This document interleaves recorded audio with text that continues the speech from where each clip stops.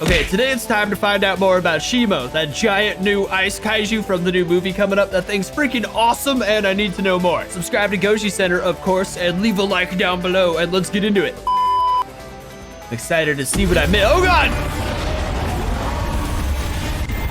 Boy, do we have a lot to cover today. Trailer 2 of Godzilla Kong is out, revealing the answer to many unanswered questions we had before. This breakdown will be jumping around different clips of the trailer. So much was revealed here, in fact, that we're going to drop a potential spoiler warning. That said, let's get right to the beginning, where we are taken to Egypt, more specifically Giza, where there seems to be a portal to the Hollow Earth here as well. Blue hues here may be caused by Hollow Earth phenomena, perhaps even a titan like Shimo or Godzilla. But for now, put a tab on these pyramids because it seems like these are sort of a big deal as well. You'll see why in a little bit. Up next, we find clips of an already evolved Godzilla showcasing his trademark maneuver known as a dorsal slice. Seen in Godzilla vs. Kong, now tearing through small bridges with people on them. Oh, damn. Now, our best guess here is that this takes place somewhere in Rio de Janeiro, Brazil, after Godzilla underwent some sort of evolution in his ice cave seen in the previous trailer. Note that this pink hue now suggests Godzilla is more radioactive, thus more powerful. One thing I'm loving, a bunch of you guys hated the new look so much. So many people hated the color pink and just Godzilla. You guys did not want Godzilla to be pink, but a lot of people, it's growing on them. Like the look is growing on people. I freaking always loved it, dude. Pink is awesome. Godzilla is more radioactive,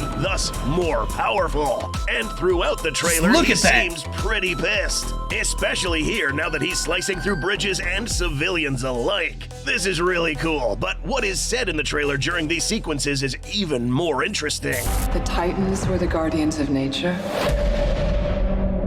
and the great apes became the protectors of humanity.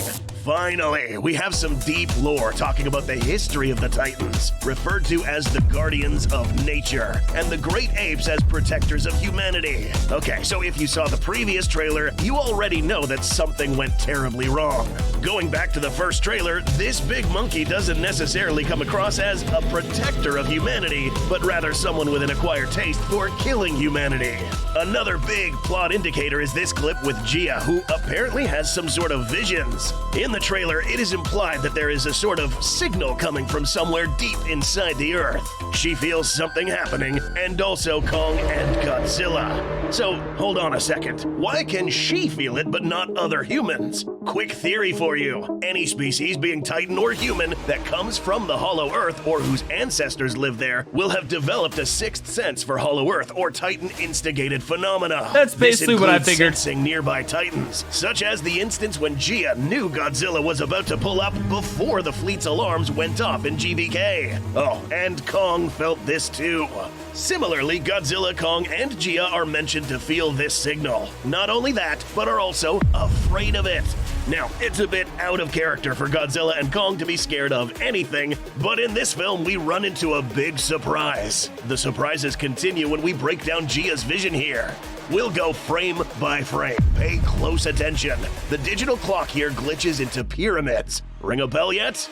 Oh, not just these, also these. But it is possible that these, however many there might be, could have some sort of link or function when opening this portal here. Damn, dude. This Hollow Earth civilization may be having their hands on some advanced tech that is completely different from anything else we know up here on the surface. Moving along to the next couple frames, and we see Gia wearing the same ceremonial garment we saw in the previous trailer. But it seems as if we are actually seeing the awakening of another well-known Titan. That has absolutely every single reason to show up in this film. Who are we talking about? Another couple of frames forward and see for yourself. Yep, ladies and gents, this is no other than Mothra reappearing right before our very eyes. I almost thought they were gonna say Space Godzilla for a second. I saw a lot of people saying Space Godzilla. It'd be awesome, but I don't know. It looks so much more like Mothra. So yes, these pyramids, apart from having some sort of link with strange Hollow Earth phenomenon, this place may just be where Mothra laid her egg immediately after hatching in King of the Monsters. If you don't know, even if Mothra dies, which she did in 2019, all her memories and consciousness will pass to the next generation telepathically. So this Mothra is technically the reincarnated version of the one that died in 2019. Something that appears like her egg casing also appears later on in the trailer. Oh, that's suggesting true. that she had maybe already hatched into her larval form, only cocooning to her winged form in this film. Another few frames and we see the G-Man in a form we haven't seen before. We've gotten really close, but not like this. So much energy comes out of Godzilla in this clip that it mimics Godzilla's nuclear pulse seen in King of the Monsters. Note that this isn't the thermonuclear pulse, but a pulse similar to the one that killed Muto Prime in Godzilla Aftershock. Energy buildup inside Godzilla's body allows him to send a devastating pulse in all directions, capable of destroying aircraft, even killing anything nearby. This, without a doubt, is his most powerful state while in his blue-hued form. A few seconds into the trailer, we even get better shots of this blue coloration that spans the entirety of his body. We'll return to the other half of Gia's vision and move on to this clip, which we did see in the previous trailer analysis and speculated to be a Hollow Earth entry point. And now this is confirmed. Now, this portal seems to have several energy conduits that possibly artificially activate this entry without the need of a Titan to be present every single time. After crossing the energy veil, it seems like humanity has gotten the hang of Hollow Earth entry. Down here is where Kong lives, full-time, or is supposed to, until a sequence of events that will change his life forever. Starting with the acquaintance of this little fella right here, Zuko, a juvenile member of a great ape clan.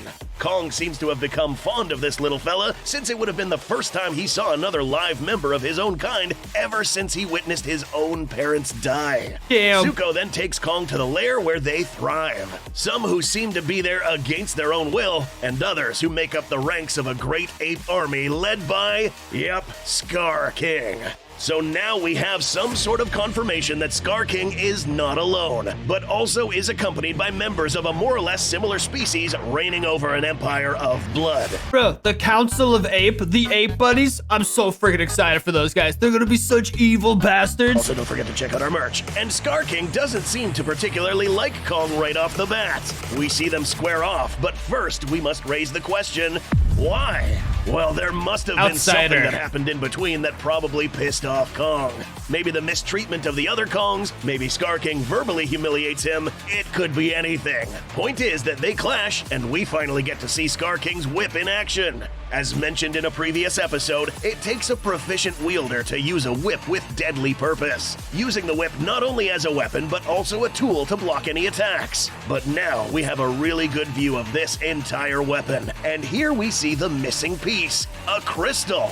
This one is sharp. Once pulled backwards, this turns into a whip blade and cuts Kong's hand. Damn, you guys are wizards. I thought it was a piece of like dorsal because it was glowing blue in many scenes. It's a piece of a crystal. Damn, dude. Is it a piece of Shimo? Jesus. We'll probably have to guess that in this confrontation, Kong gets bested and introduced to Scar King's secret weapon. This memeable reaction is quite adequate for what Kong is about to meet. It is this memeable. Right here is Titanus Shimo, the newest addition to the MonsterVerse's roster of Titans. I really Its thought that glowing wasn't blue real. eyes, an indicator that this thing has abilities to shit your pants over, and the trailer wastes no time showcasing this. Kong is seemingly thrown to Shimo's den to be executed and gets a taste of Shimo's frostbite blast. A unique, completely fictional ability exclusive to Shimo that seems to have no equivalent in real life.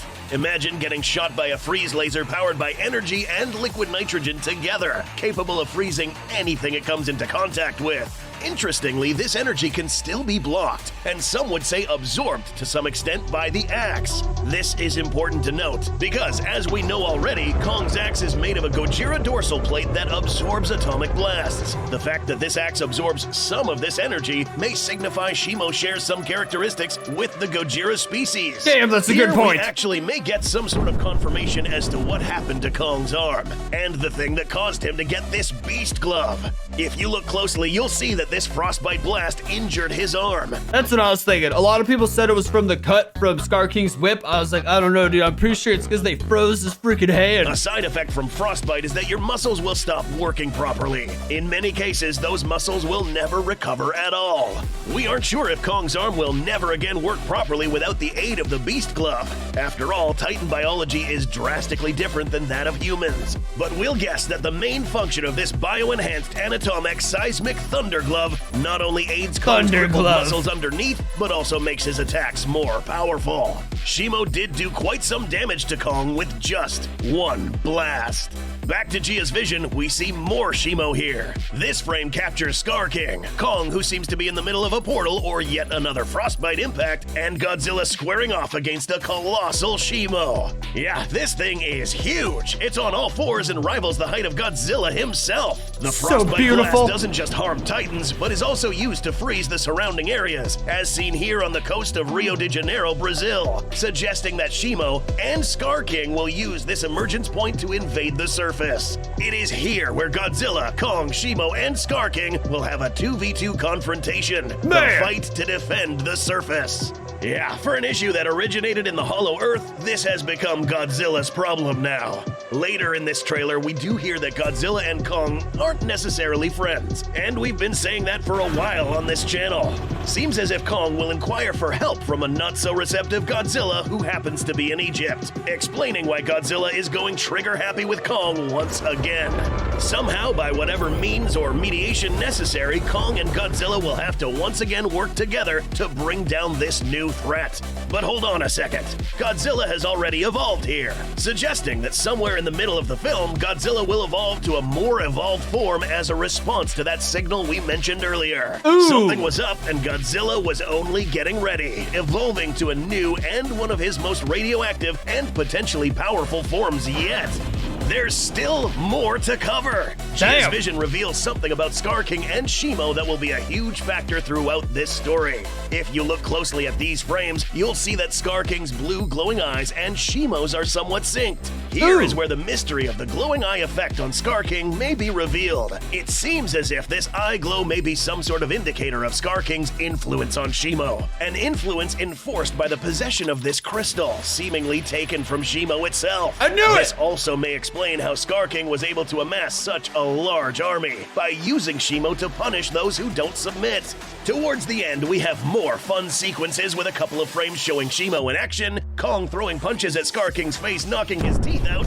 That is one big tooth, dude. Maybe karma for knocking out one of Kong's teeth earlier. I just freaking could not also wait to find out how the hell Scar King looks so different. That's one thing I could not wait to find out, because like even that crystal maybe coming from Shimo, that's an amazing point they pointed out, but why the hell does Scar King look so different from all the other apes? I don't get it. This whip proves to be useful yet again by being able to coil around and hurl entire chunks of buildings accurately towards Kong.